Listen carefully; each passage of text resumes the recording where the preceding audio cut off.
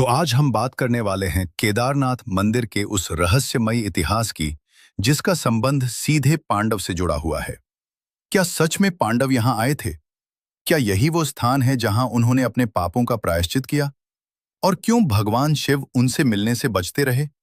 तो चलिए शुरू करते हैं इस रहस्यमयी और आस्था से भरी कहानी को। हिमालय की गोद में बसा एक ऐसा पवित्र स्थान जहां आज भी भगवान की ऊर्जा महसूस होती है, जहां हर पत्थर एक कहानी कहता है। हम बात कर रहे हैं केदारनाथ मंदिर के नाथ धाम की। हिमालय की ऊंची ऊंची चोटियों के बीच बसा एक पवित्र स्थान जहां हर तरफ बर्फ की चादर बिछी रहती है। हम बात कर रहे हैं केदारनाथ धाम की। कहानी शुरू होती है हजारों साल पहले से, जब पृथ्वी पर देवताओं और ऋषियों का वास हुआ करता था। मान्यता है कि इस स्थान पर स्वयं भगवान शिव ने निवास किया। लेकिन केदारनाथ की असली कहानी जुड़ी है महाभारत काल से।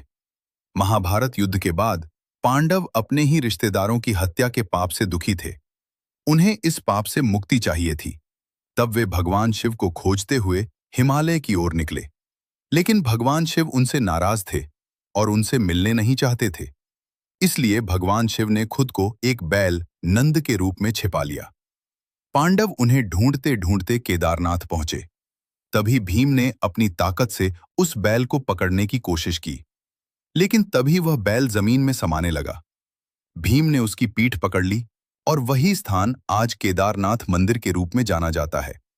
कहा जाता है कि बैल का बाकी शरीर अलग अलग जगहों पर प्रकट हुआ, जो आज पंच केदार के नाम से प्रसिद्ध हैं। तभी से केदारनाथ को भगवान शिव का सबसे पवित्र स्थान माना जाता है। महाभारत का युद्ध खत्म हो चुका था। चारों ओर शांति थी, लेकिन पांडवों के मन में अशांति थी। अपने ही रिश्तेदारों और गुरुओं की हत्या का बोझ उन्हें अंदर ही अंदर तोड़ रहा था। तब पांडवों ने फैसला किया कि वे इस पाप से मुक्ति पाने के लिए भगवान शिव की शरण में जाएंगे। लेकिन भगवान शिव उनसे नाराज थे और उनसे मिलने से बचते रहे। पांडव उन्हें खोजते खोजते हिमालय के कठिन रास्तों पर चल पड़े। घने जंगल, ऊंचे पहाड़ और खतरनाक रास्ते। सबसे पहले वे काशी पहुंचे, लेकिन वहां भी शिवजी नहीं मिले। फिर वे आगे बढ़ते हुए केदारनाथ धाम की ओर आए। यहीं पर भगवान शिव ने खुद को एक बैल नंद का रूप दे दिया। पांडवों को शक हुआ और तभी भीम ने अपनी ताकत से उस बैल को पकड़ने की कोशिश की। जैसे ही भीम ने बैल को पकड़ा, वो धरती में समाने लगा। भीम ने उसकी पीठ का हिस्सा पकड़ लिया और वही हिस्सा आज केदारनाथ में पूजनीय है। कहा जाता है कि भगवान शिव के बैल रूप के अलग अलग अंग 5 स्थानों पर प्रकट हुए, जिन्हें आज पंच केदार कहा जाता है। इनमें केदारनाथ सबसे प्रमुख और पवित्र स्थान माना जाता है। यहीं पर पांडवों को भगवान शिव का आशीर्वाद मिला और उनके पापों का प्रायश्चित हुआ। समय बीतता गया। केदारनाथ धाम धीरे धीरे लोगों की नजरों से ओझल होने लगा।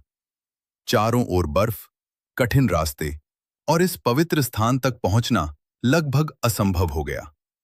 लेकिन फिर इतिहास में एक महान संत का आगमन हुआ, जिन्होंने इस पवित्र धाम को फिर से जीवित किया। उनका नाम था आदि शंकराचार्य। कहा जाता है कि आदि शंकराचार्य ने पूरे भारत की यात्रा की और सनातन धर्म को फिर से स्थापित किया। जब वे हिमालय पहुंचे तो उन्हें इस पवित्र स्थान का आभास हुआ। उन्होंने कठिन तपस्या और ध्यान के बाद केदारनाथ धाम को फिर से खोज निकाला। उस समय यह स्थान पूरी तरह बर्फ में दबा हुआ था।